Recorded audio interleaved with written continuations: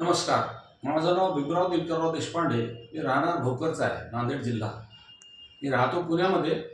तर इथलाच राहणार असल्यामुळं ह्या डॉक्टर साहेबांचं बरंच ऐकण्यात आलं होतं मला. डॉक्टर साहेबांना भेटलो. मला गुडघ्याचा भयानक त्रास होता.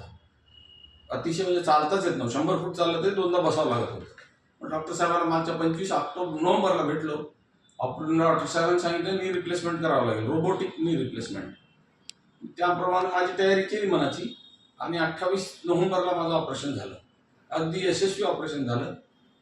आणि मग टाके काढायला 15 दिवसांनी बोलावलं होतं. तर आज मी 19वा दिवस आहे. आज टाके काढले माझे. अतिशय मला काहीही त्रास झालेला नाही.